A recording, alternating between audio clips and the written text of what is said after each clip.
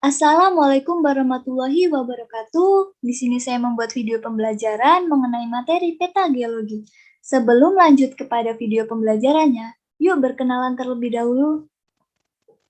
Perkenalkan, nama saya Nova Arumpalupi, NPM 21130340045 dari Program Studi Pendidikan Geografi Fakultas Keguruan dan Ilmu Pendidikan dari Universitas Lampung. Di sini saya membuat video pembelajaran mengenai peta geologi untuk memenuhi salah satu tugas dari mata kuliah geologi. Sebelum lanjut kepada submateri yang akan kita bahas, maka kita harus mengetahui apa sih itu peta.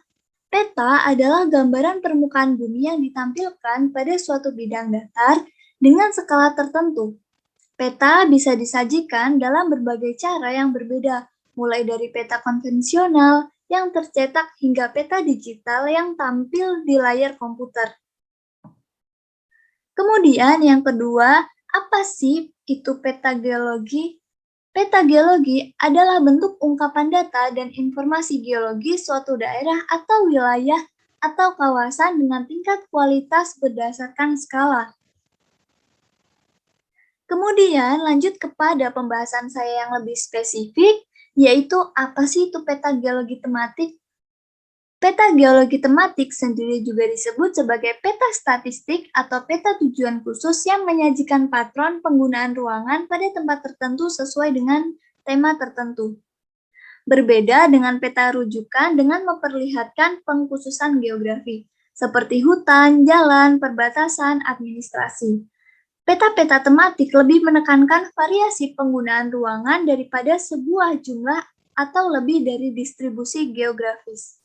Distribusi ini bisa saja merupakan fenomena fisikal seperti iklim atau ciri-ciri khas manusia, seperti kepadatan penduduk atau permasalahan kesehatan.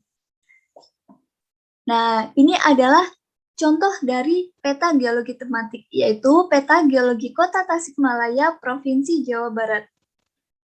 Di dalam peta geologi Tasikmalaya, Provinsi Jawa Barat, terdapat judul peta, yaitu Peta Geologi Kota Tasikmalaya. Di dalam peta diketahui peta tersebut dibuat pada tahun 2014. Saya mendapatkan peta tersebut bersumber dari Pusat Penelitian dan Pengembangan Geologi atau biasa disingkat menjadi PPPG tahun 1987. Peta tersebut berskala 1:35.000. Artinya 1 cm di peta tersebut setara dengan 35.000 cm di lapangan. Peta tersebut tergolong ke dalam peta tematik. Peta ini disebut peta tematik karena peta ini menyajikan tema letak formasi batuan dan untuk kepentingan tertentu seperti penentuan letak rumah dan lain sebagainya. Peta geologi Kota Tasikmalaya, Provinsi Jawa Barat terletak di sebelah tenggara dalam peta Provinsi Jawa Barat. Kemudian saya akan membahas apa saja sih komponen yang ada di dalam peta tersebut. Komponen yang pertama yaitu ada legenda. Apa sih itu legenda? Legenda merupakan sebuah daftar atau tabel yang menunjukkan simbol-simbol atau tanda-tanda konvensional yang digunakan di dalam peta. Di dalam penggunaan simbol dalam legenda juga diberikan warna dan deskripsi. Legenda juga berfungsi untuk mempermudah pembaca agar mengetahui simbol-simbol yang berada di sebuah peta. Nah, komponen legenda yang terdapat pada peta geologi Kota Tasikmalaya itu apa aja sih? Mari kita bahas. Cara kita untuk mencari legenda dalam peta adalah dengan melihat simbol. Berikut ini adalah simbol-simbol legenda yang digunakan pada peta geologi Tasikmalaya. Yang pertama ada simbol ibu kota yang ditandai dengan bentuk persegi berwarna merah muda dengan titik hitam di tengahnya. Yang kedua ada simbol kota kecamatan yang ditandai dengan bentuk lingkaran berwarna merah muda dengan titik hitam di tengahnya. Kemudian yang ketiga ada simbol batas provinsi yang ditandai dengan garis hitam pekat dengan 4 potong garis putih yang memotong garis hitam. Yang keempat ada simbol batas kota atau kabupaten yang ditandai dengan garis hitam pekat dengan 2 garis putih yang memotong garis hitam di tengahnya.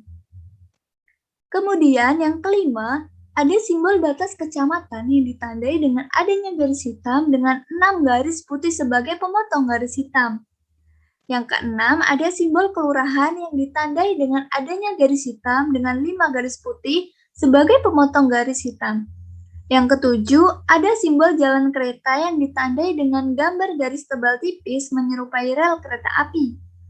Yang kedelapan, ada simbol jalan arteri atau utama yang ditandai dengan gambar garis berwarna hitam pekat dan tidak ada garis yang memotong garis hitam pekat tersebut. Kemudian yang kesembilan, ada simbol jalan kolektor yang ditandai dengan gambar garis hitam tipis. Yang kesepuluh, ada simbol jalan lokal yang ditandai gambar garis hitam tetapi tidak sepekat pada simbol jalan arteri atau utama.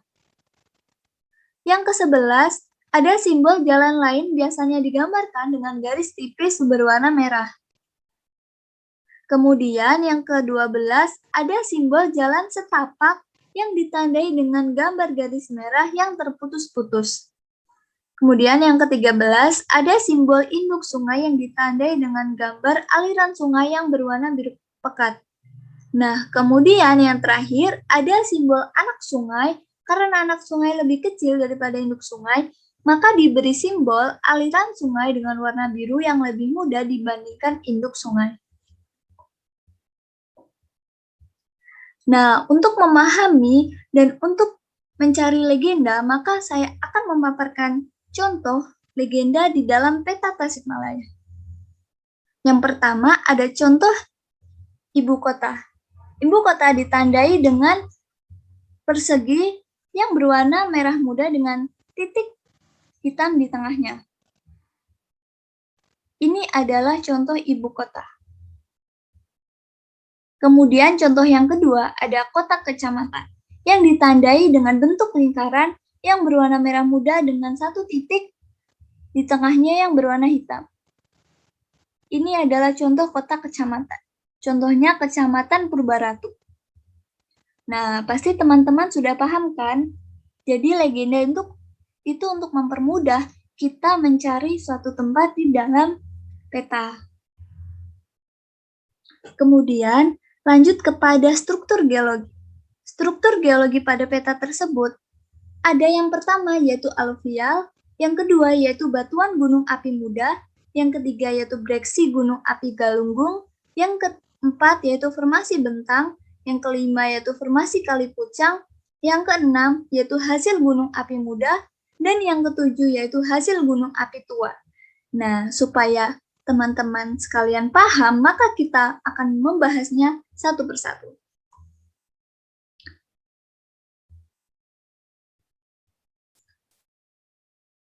Formasi batuan pada peta geologi Kota Tasikmalaya itu bermacam-macam dan ditandai dengan warna sebagai pembedanya.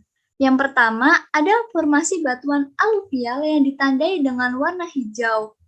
Formasi aluvial terletak di pojok bawah peta. Formasi aluvial terletak hanya di pinggir petanya saja. Aluvial adalah jenis tanah yang terbentuk karena endapan. Daerah endapan terjadi di sungai, danau yang berada di dataran rendah, ataupun cekungan yang memungkinkan terjadinya endapan. Tanah aluvial memiliki manfaat di bidang pertanian, salah satunya untuk mempermudah proses irigasi pada lahan pertanian. Tanah ini terbentuk akibat endapan dari berbagai bahan seperti aluvial dan koluvial yang juga berasal dari berbagai macam asal. Tanah aluvial tergolong sebagai tanah muda yang terbentuk dari endapan halus di aliran sungai. Tanah aluvial dapat dimanfaatkan sebagai lahan pertanian karena kandungan unsur hara yang relatif tinggi. Tanah aluvial memiliki struktur tanah yang kejal dan tergolong liat, atau liat berpasir dengan kandungan pasir kurang dari 50%. Contoh tanah aluvial di Indonesia antara lain sepanjang aliran Sungai Bengawan Solo, Sungai Opak, dan Sungai Gelagah. Tanah aluvial umumnya terbentuk di daerah sungai besar. Jadi ada sungai besar yang mengelilingi tanah aluvial tersebut, seperti ini. yang ditandai dengan warna biru.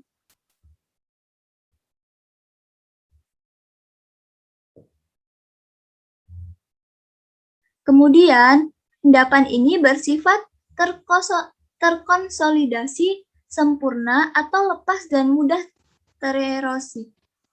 Endapan aluvium ini berumur kuarter atau holosen, dan sampai sekarang masih berlangsung proses pengendapannya. Batuan sisipan serpih dan lignit terkandung di dalam aluvial tersebut. Bagian bawah mengandung lensa batu gamping yang berwarna kuning kotor. Banyak mengandung foraminifera yang kecil. Batu gamping berwarna kuning terang banyak mengandung foraminifera dan koral yang agak lunak. Batu gamping ini merupakan lensa dalam batu pasir. Gampingan batu ini tersier atau miosen akhir.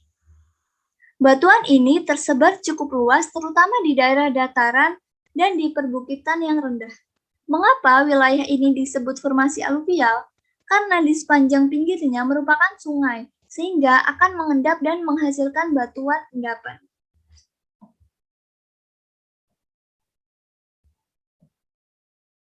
Kemudian, formasi batuan yang kedua yaitu batuan gunung api muda. Formasi ini terletak pada ujung teratas pada peta dan sedikit ada di antara formasi batuan yang lain atau bisa dikatakan berpisah dari formasi batuan gunung api muda yang di atas. Kenapa bisa berpisah?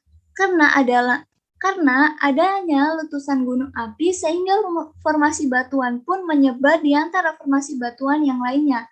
Pada formasi ini terdapat gunung api aktif yang masih muda yaitu gunung api Galunggung. Biasanya hasil batuannya akan berpindah tempat dan saya akan membahas hasil batuannya di formasi hasil batuannya yang lain. Kemudian formasi yang ketiga yaitu formasi breksi gunung api Galunggung. Formasi ini berbentuk dari hasil longsoran dari aliran lava Gunung Galunggung yang terjadi di bongkahan lava andesit membentuk gumuk berukuran beberapa meter sampai 1 km.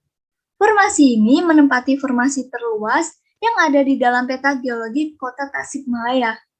Formasi ini ditandai dengan simbol warna kuning. Setelah itu, yang keempat ada formasi bentang. Formasi bentang terdiri dari batu pasir gampingan, batu pair tufan, bersisipan serpih, dan mengandung lensa batu gamping. Batu pasir gampingan berwarna putih kotor sampai putih kekuningan, yang bertekstur agak lunak dengan semen gampingan. Berbutir kasar sampai sedang. Setempat terdapat butiran kuarsa dan mineral hitam. Bersisipan karbon, banyak mengandung foraminifera. Batu pasir tufan berwarna putih kotor, berbutir sedang lunak, mengandung sisipan serpih dan lignit. Bagian bawah mengandung lensa batu gamping yang berwarna kuning kotor. Banyak mengandung foraminifera kecil. Batu gamping berwarna kuning terang, banyak mengandung foraminifera dan koral yang bertekstur agak lunak. Batu gamping ini merupakan lensa dalam batu pasir. Batuan ini tersier atau miosen akhir. Batuan ini tersebar cukup luas terutama di daerah dataran dan di perbukitan rendah. Formasi ini ditandai dengan simbol yang berwarna merah muda. Formasi ini terletak di pinggiran bawah peta geologi Tasikmalaya. Kenapa formasi ini bisa tersebar ke formasi yang lain? Karena ada aliran sungai yang mengaliri formasi bentang sehingga formasi bentang bisa masuk kepada formasi yang lain. Nah, ini adalah legenda atau simbolnya dari sungai tersebut yang mengaliri formasi bentang sehingga formasi bentang bisa menyisipkan kepada formasi yang lain.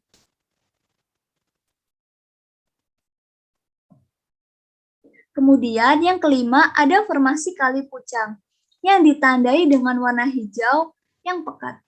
Formasi Kali Pucang terdiri dari batu gamping terumbu, putih kelabu muda, padu, keras, dan berongga. setempat juga berlapis. Batuan ini tersusun oleh mineral kalsit, aragonit, apatit, dan sedikit lempung. Satuan ini terdapat di daerah perbukitan rendah dan tersebar secara terpisah-pisah di barat Citanduy dan Pulau Nusa Kambangan. Tebal maksimum satuan ini sekitar 300 meter. Batuan terumbu ini cukup berkembang dan menindih secara tidak selaras di atas formasi Jampang dan Pomai Nusa Kambangan. Sedangkan bagian bawah menjemari dengan anggota tuff nampalan dan anggota kalkarinit formasi Pamutuan. Kemudian formasi yang keenam yaitu formasi hasil gunung api muda yang ditandai dengan simbol warna oranye yang terletak di antara formasi gunung api Galunggung dengan formasi bentang. Formasi ini terdiri dari breksi gunung api, lahar, dan tufa bersusun andesit sampai basal dari Gunung Galunggung, Gunung Talaga Bodas, dan Gunung Ciremai. Selanjutnya, yang terakhir adalah formasi hasil gunung api tua yang ditandai dengan simbol berwarna ungu muda yang terletak di paling samping kanan dari peta, terletak di ujung formasi hasil gunung api muda. Formasi ini terdiri dari breksi gunung api, breksi aliran, tufa, dan lava bersusun andesit sampai basal dari Gunung Sawal, Gunung Kukus, Gunung Cakrabuana, Gunung Sadak Keling, dan Gunung Cikuray. Baik, informasi batuan pada peta geologi Kota Tasikmalaya sudah tuntas dibahas. Itu saja video materi dari saya. Jika ada kekurangan, saya mohon maaf. Semoga video ini atau video pembelajaran ini dapat berguna bagi penonton semua. Terima kasih, saya akhiri. Wassalamualaikum warahmatullahi wabarakatuh.